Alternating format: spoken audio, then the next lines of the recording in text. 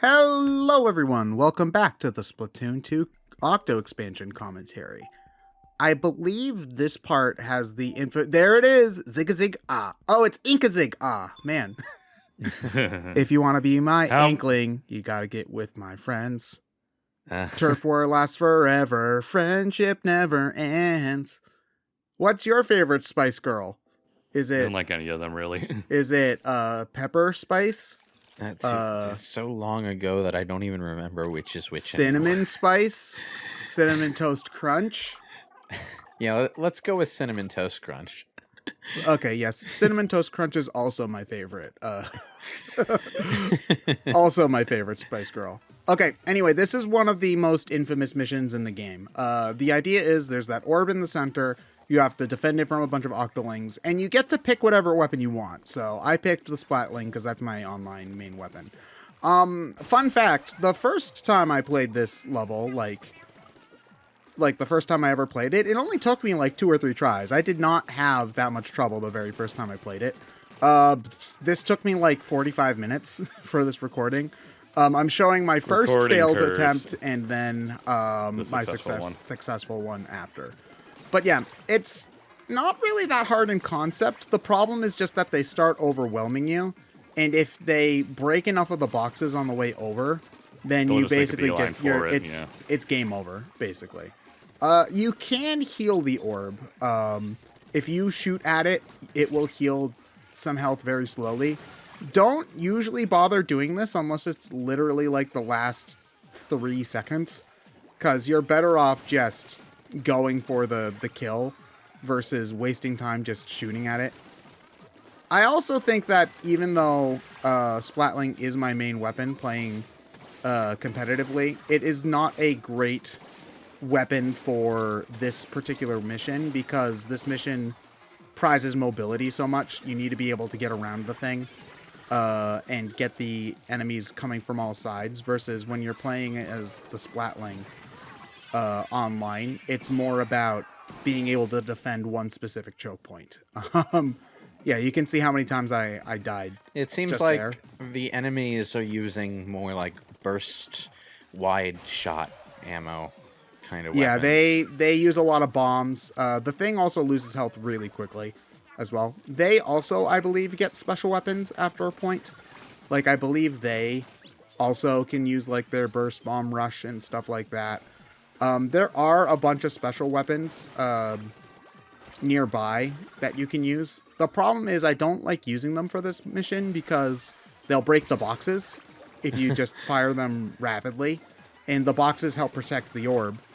And if you're like aiming like really carefully, it takes too much time and you waste too much of the special. But if you're going hog wild, you're probably going to put the orb in more danger than defending it. So, yeah. Sometimes the AI gets a little wonky there, though. I don't know what it was doing. AI pathfinding when it gets caught up on things is a sight to behold. It's weird, though, because honestly, the AI in this game is fairly good for the most part. Like, the Octolings do mostly feel like you're playing against real players. Sometimes, like, maybe not the best players, but they do feel like they're real players. Sometimes it's really just a matter of the pathfinding not being great. Like, sometimes the pathfinding for an AI character in a game is not designed to adequately account for the pathfinding of other AI characters in the game.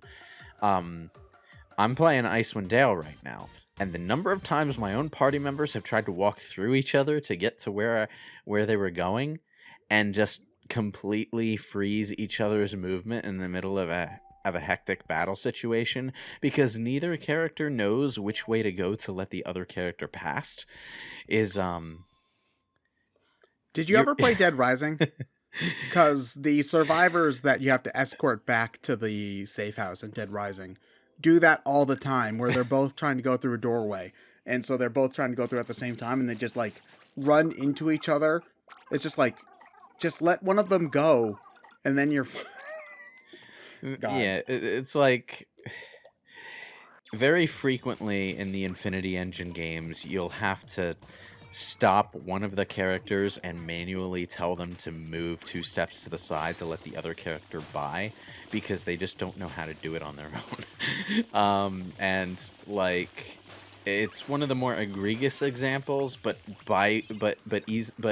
in no way the only game series that has that issue. Oh, No, Whoops. I didn't press the jump button while I was doing that. The Icewind Dale, that's like one of the Baldur's Gate style ones, literally right? the same engine. So Okay. And so that came out like mid-90s-ish then? somewhere around there, yeah. Somewhere around there? Okay. 2nd edition, but late enough that they were implementing 3rd edition concepts good into job. the rules. Wow. So 3rd edition was around. They just hadn't made a game of it yet. I mean, I feel like that's probably fine because most people, when they speak fondly of 3rd edition, they're more talking about 3.5 than yes. original 3. And we didn't see 3.5 edition games until Neverwinter Nights, which was more of a game creator than an actual game in itself. Or was Neverwinter Nights 1 regular 3rd edition? I'm not sure. I know Neverwinter Nights 2 was 3.5, but what on earth? Oh, What? I forgot that happened. CQ, why? He's an asshole. He's the world's worst person. Okay, that's not true. The actual villain is the world's worst person. Actually, that's not even entirely true. The actual villain in the game isn't as bad as TJ Octavio, who's the villain of the other story modes and who's just kind of a dick. Rockin' jams, but he is just kind of a dick. Also, sorry for potentially, I should have probably said this before, but the motion controls in this game allow you to really be really fast and precise with the camera, but I do think that it probably could cause motion sickness for some people. I was just looking at that right now where I whipped from one side to the other. Well, and like even I was just like, whoa. It's kind of like the main reason that I don't like watching people stream first-person games on a PC. Because like they're controlling the camera with a mouse, and that means instead of looking around naturally the way a human head would, you just kind of zip around from one angle to the next, because the way a mouse moves is not all that graceful. Yeah, it especially if you got the really fancy like gamer mouse that are super high sensitive and stuff like that. If you're watching somebody play something like Left 4 Dead or whatever, it's really like stuttery is not the right word for it. Stuttery but you go like, is absolutely the right word. Okay, that is what it looks like. It looks like the camera is jittering around, like you're not so much seeing the world through the perspective of a human character so much as a hamster hopped up on caffeine. Yeah. So, I mean, granted, it's great for when you're playing the game yourself that you have that much control over the camera, but it does make watching it a little bit. I mean, there are some people who just can't play first-person games at all for that reason. It just is too motion intensive. I would argue that in some genres, it does kind of hurt the feel of it to have the camera moving around that fast, particularly the horror genre. Like, if you're just like looking around so quickly that you're not actually seeing anything, like, how is the atmosphere supposed to mean anything, Oof. So the most popular first-person horror games I can think of, Resident Evil 7, Amnesia, those games. I guess Bendy and the Ink Machine, if you want to count that. I've never played any of them, so I don't know how well the atmosphere holds up. Isn't one of the Silent Hills first-person as well? There was PT, but that's about it. That's it? Okay. Yeah, horror is not... I know very little about horror games, so... Well, moving the camera around that quickly is great for when you're trying to shoot things really fast and you want to be accurate and quick at the same time, but, Resident Evil 7 ain't Doom. It doesn't really benefit from the feeling of that. Like, the fact that you do have to take some time to aim is kind of part of what makes it tense. But like, I don't know. I tried watching some people play Resident Evil 8 shortly after that came out, and the camera was zipping around all over the place, and it's like, I can't see anything that's going on. Is 8 also first person? Yes. Or did they move? Yes, it is. Okay. That's interesting to me that they did that, considering that 2 and 3 remakes were third person and everybody loved those. Well, you're still playing as Ethan Winters, so it's a direct continuation of 7. Like, when I did the Resident Evil 7 playthrough, I mentioned that I was method acting the way that I experienced the game first. You know, looking around fairly slow-like, examining objects. There's a reason I did that, and it's because I wanted the damn thing to be watchable. I don't really, like... I guess if you're used to playing it with a mouse and the camera jittering all over the place, you wouldn't really notice the difference, but I think, like, a lot of people who haven't played Resident Evil 7 would just completely miss the atmosphere, the horror factor of the game if they watched a playthrough of the game and the camera was zipping around. Like, I already knew everything that I was doing anyway, you know?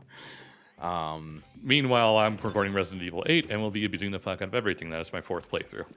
Well, from what I can tell, Resident Evil 8 is much more similar to Resident Evil 4 than it is any others. So I feel like that's kind of. It's kind of interesting. It's kind of a weird, like, a lot of the explorative elements, a lot of the atmosphere elements, a lot of the way that it handles enemy placements and what you're supposed to feel and do during an enemy encounter is very reminiscent of 2 Remake, but it does have a lot of Resident Evil 4 gameplay elements in it, so it's kind of like they sort of met the 2 styles halfway in an odd way that I honestly never expected them to pull off. So the game can be very, very tense, and it has some really creepy areas to explore, and frankly, the fucking Lycans are a lot scarier than the Ganados ever were, if only because they're infinitely more aggressive. But, like,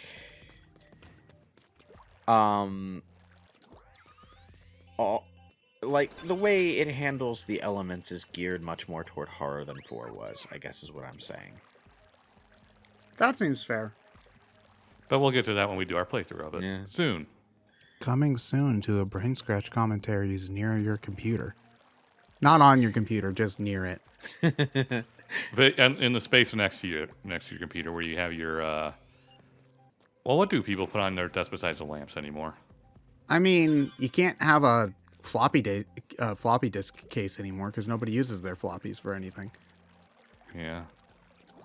I guess at this point it's just decorations on your desk. I have all sorts of plushies and other crap on mine. It's actually like a disaster area and probably should be cleaned, but I'm a slob and I won't.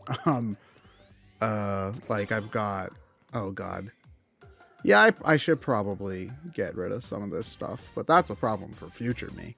Wait, so you had to do that mission in a limited number of shots, huh? Yes. If you ran out of ink, you failed, and the game gives you 1 ink fill for the whole thing. So part of it is the puzzle of, you know, figuring out the order to shoot the balls like it's a billiards table, pretty much, which I think was a really clever idea too, especially since they were doing 8 balls because Octo, because her. Yeah. It's weird. I don't really like playing pool all that much in real life, but for some reason in video games it's much more fun. Same with bowling and golf. Like those games are boring as hell trying to play them in the real world, but playing them in a game for some reason is just a lot more fun, and I have no idea why. Well, part of it is in golf's case anyway. Part of the reason is that a lot of the golf games you're thinking of are very simplified versions of it. I mean, there are golf games that are more like simulations, and they're much more involved than your Mario Golfs and your everybody's golfs. So the kind of golf that a lot of us associate with video game golf is actually honestly just like a very arcadey kind of golf. I mean, I love arcade sports games, so there's that. Yeah. But it's just like billiards. There's not really an arcade billiards game that I can think of. Like, even something like the Super Monkey Ball billiards minigame, like, that's a very realistic depiction of billiards. Like, the physics are actually, like, really, really, really accurate for some reason. But, like, I have fun playing it in video game version. Bowling, too. I was going to bring the Yakuza billiards mini games up, but when I think about it, they might just be the same thing. The creator of Monkey Ball did go on to create Yakuza, so I wouldn't be surprised there. Although, I was going to say, I said that there's not really such a thing as arcade billiards, and I think that's mostly true. There's definitely arcade bowling, though. Like, have you ever done Tekken bowling? Because that shit's insane. In Tekken 7, they brought in bowling as a download DLC mode, and the pins are shaped like Heihachi's face. And, like, everybody does their weird super moves and whatever while bowling, and I'm like, what game is this? Now that sounds like a Yakuza minigame to me. Yeah, well, there is a bowling minigame in Yakuza, isn't yes, there? there Where is. you, like, save the chicken, and the chicken becomes your pet or something? Yeah, it's just weird that in Tekken 7 you can have Noctis from Final Fantasy 15, Geese Howard, and Negan from Walking Dead all go bowling together. It's weird, but also Negan from The Walking Dead is now canon in the world of Super Smash Brothers. Because according... Okay, here's the thing. If we're doing 6 Degrees of Kevin Bacon with anything video game related, Smash Brothers has to be, referenced out. It's too easy now. Well, that's the weird thing, though, is that somebody I saw on Twitter once, it was like the Ryu number for someone. Ryu, yeah, it's 6 degrees to Ryu because Ryu's in everything. And Jesus Christ has a Ryu number of 2.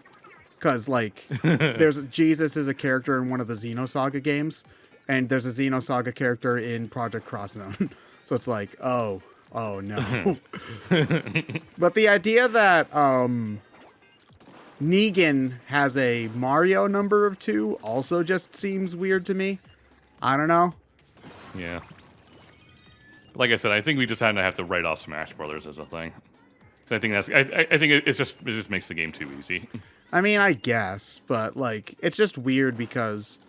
Oh, actually, thinking about it though, Negan from The Walking Dead has an NBA number of 3 because of NBA Street has Mario in it, and then Mario's in Smash Brothers, and then Smash Brothers. That's good too, yeah. I mean, I used to come up with this crap all the time, like as a kid, in that Banjo's in Diddy Kong Racing. Diddy Kong's in Mario games. Conker's in Diddy Kong Racing. The Great Mighty Pooh is in the Mario universe. Oh my god. Like, I used to think about that way too much as a kid.